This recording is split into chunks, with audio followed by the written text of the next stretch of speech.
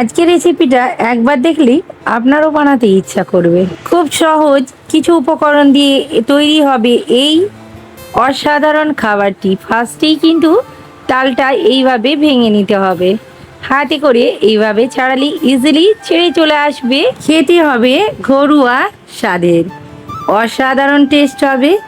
আর অবশ্যই এই রেসিপিটা শেষ পর্যন্ত দেখুন, কারণ একটা ছোট্ট টিপসই এই রেসিপিটা দুর্দান্ত স্বাদে তৈরি করবে। আর দেখো, এইভাবে তালের আঁটিগুলো ছাড়িয়ে নেওয়ার পর হাতে করে এইভাবে কিন্তু ম্যাশড করে নিতে হবে একটু মোলায়েম করে। এই সিজনে কিন্তু এই তালের পিঠা অনেক রকমের তৈরি করা যায়, অনেক রকম রেসিপি তৈরি করা যায় তাল দিয়ে। আজকে একটা শেয়ার করছি, অন্য একদিন তোমাদের সাথে আরও কিছু শেয়ার করব। আর দেখো, সব থেকে কঠিন কাজ হলো এই তালকে এইভাবে এর যে পাল্প আছে বার করাটা ভীষণ একটা কঠিন কাজ। ফার্স্টেই কিন্তু এইভাবে তালের পাল্পগুলোকে বার করে নিতে হবে খুব ভালো করে। খুব সুন্দর করে ছাড়ানো হয়ে গেছে, দেখো কতটা সুন্দর দেখতে লাগছে, খুব ভালো লাগছে। আরও এইভাবেই কিন্তু ছাড়িয়ে নিতে হবে। আমি এদিকে ঘাঁটাঘুটি করছি খুব। বাচ্চারা একটু বেশি বদমাইশ করে যখন কিছু এই ধরনের কাজকর্ম করা হয়, তাই না ফ্রেন্ডস? এইভাবে সব কটা ছাড়ানো হয়ে গেছে। আর দেখো, হাঁডির মধ্যে নিয়ে নেওয়া হচ্ছে। এটাকে ফোটাতেও হবে, এর প্রতি ভীষণ মেহনত লাগে। আর দেখো, চুলার মধ্যে ফুটিয়ে দিচ্ছে। আর আমি এদিকে ময়দা, ওই তালের পাল্প আর চিনি, লবণ স্বাদ অনুসারে দিয়ে খুব ভালো করে একটা ডো মেখে নেব। এইভাবে মাখলেই কিন্তু হয়ে যাবে, কোনো রকম জল লাগবে না। এটি খুব সুন্দর একটা ডো তৈরি হয়ে যাবে।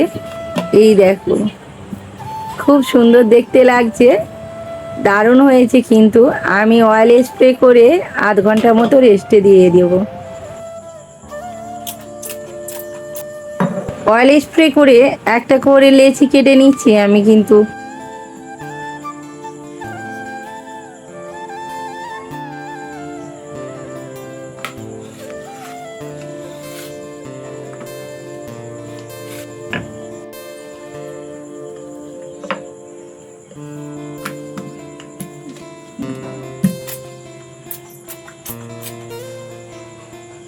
এইভাবে বেলে অয়েল স্প্রে করে ভাঁজ দিয়ে নিচ্ছি, ফোল্ড করে নেব।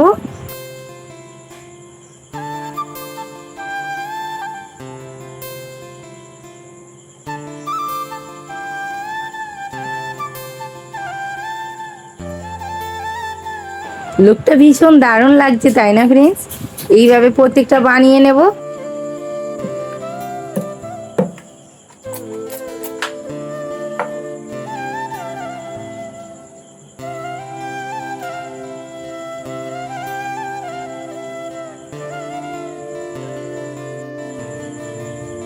সব কটা ভাঁজ দিয়ে নিয়েছিলাম। এবার আমি বেলে নিয়ে একটা করে ফ্রাই প্যানের মধ্যে ভেজে নেব।